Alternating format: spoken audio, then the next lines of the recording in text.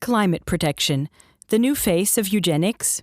In the last week of January 2021, the annual meeting of the World Economic Forum, WEF, took place. In their speeches, German Chancellor Angela Merkel, EU President Ursula von der Leyen, and climate activist Greta Thunberg called for significantly more speed internationally in climate and environmental protection. The three agreed that concrete action is needed now in the fight for a better climate. Accordingly, already at the end of 2020, the EU tightened its climate target. CO2 emissions are to be reduced by 55% by 2030, instead of 40% as previously planned, and by 2050 reduced to zero emissions. The EU's 7-year budget of €1.2 trillion, as well as the new €750 billion reconstruction fund, is to be used to a large extent for investments in CO2 reduction. Von der Leyen also warned in her speech, if we don't act quickly to protect our environment, the next pandemic will soon be here. In view of the fact that such high priority is attached to climate protection and that global warming is even being linked to another pandemic, it is certainly worth looking back at the origins of the environmental movement. It all started with Julian Huxley, the so-called inventor of the environmental movement and founder of the largest private conservation organization, the World Wildlife Fund. However, Huxley was also an advocate of eugenics. At that time, the ideology of eugenics was even demanding, in the most extreme case, the sterilization or killing of life-unworthy members of society in order to save the costs of their care. Eugenicists also pursued the goal of population control to keep population growth in check. They believed that the English upper class had the right to rule because they were the genetically superior class. They also strove to return society to the time before the American Revolution, to the dark ages of the Middle Ages, when powerful families ruled over ignorant peasants and subjects. When eugenics was discredited by the events of the Third Reich, the advocates of this ideology needed a new face for eugenics. So, in 1946, Julian Huxley, the vice president of the British Eugenics Society, was appointed the first Director General of UNESCO. An official UN document written by him, UNESCO, its purpose and philosophy, shows vividly whose brainchild he was. While it is certainly true that a radical eugenic policy will be politically and psychologically impossible for many years to come, it will be important for UNESCO to see that the eugenic problem is examined with the greatest care and that the public is informed about the subject in question, so that what seems unthinkable today will at least become thinkable again. The goal of the leading eugenicists, then, was to repackage the issue of eugenics or population control in a completely new way, so that it no longer allowed any associations with the eugenics behind it. This new face was, from now on, protection of the earth from exploitation, pollution, and an ecological catastrophe caused by man. Huxley preached that the term environmental protection or ecology now had to replace the discredited term eugenics.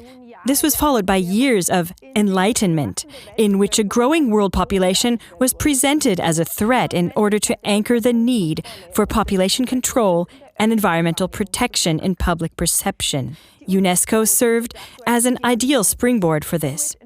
Thus, various organizations and publications gradually emerged. In 1948, Huxley founded the International Union for Conservation of Nature. In 1961, Huxley founded the WWF. Other prominent founding members were, for example, Godfrey A. Rockefeller, the Dutch Prince Bernhard, a co-initiator of the Bilderbergers, and the husband of the English Queen, Elizabeth II, Prince Philip. They were all united by a common goal: to harness public opinion and educate the world about the need for conservation. In 1969, the U.S. government of the time, under President Nixon, published the report Population Growth and the American Future. prepared under the direction of John D. Rockefeller, whose family was instrumental in funding and promoting eugenics. That it was apparently a matter of making eugenics hopeful again is shown by the following quote. "Population cannot continue to grow indefinitely. No one questions that, and we have said in our findings that we believe the nation should now welcome and plan for a stabilized population." In 1972, the first International Environmental Conference was held in Stockholm. Even today, this is considered a milestone in the history of the modern environmental movement and the beginning of international environmental policy. It was chaired by Maurice Strong, a man from the international oil business and close friend of David Rockefeller.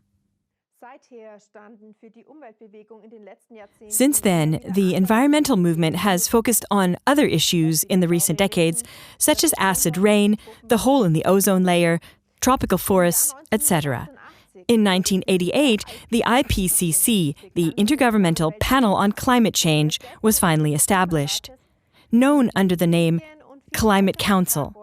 The reports produced by the Climate Council served as authoritative sources for the media and other mouthpieces of global warming, such as former U.S. Vice President Al Gore. In the meantime, the issue of global warming and the associated reduction of CO2 emissions has become more and more prominent, so that today it has become a major topic in all politics as well as in the leading elite meetings, thus closing the circle to eugenics. For if the reduction of CO2 emissions is implemented as planned, it will be tantamount to creeping deindustrialization. Economically, it would set us back by decades or even centuries, and would inevitably also result in the reduction of the population. These listed connections about the origins of the environmental and climate protection movement impressively demonstrate that it is advisable for all of us to be vigilant and take a critical look at the loudly propagated climate protection. Prince Philip's great wish is a pandemic. He expressed this to the German press agency in 1988. I quote, "If I'm reborn, I would like to return as a deadly virus to contribute something to the solution of overpopulation." In her speech at the World Economic Forum, Mrs. von der Leyen warned of another pandemic if climate targets are not met. Could it be that behind the climate movement still lies the perfidious plan of eugenicists who, although appearing in a new guise, ultimately do not pursue the protection of our environment, but rather the goal of reducing humanity? You can find more background information on this in our broadcast, The Georgia Guidestones. Valued viewers, do you also think that the population should be informed about the true roots and inhumane masterminds of the environmental and climate protection movement? Then please help by spreading this broadcast in all social networks. Thanks a lot.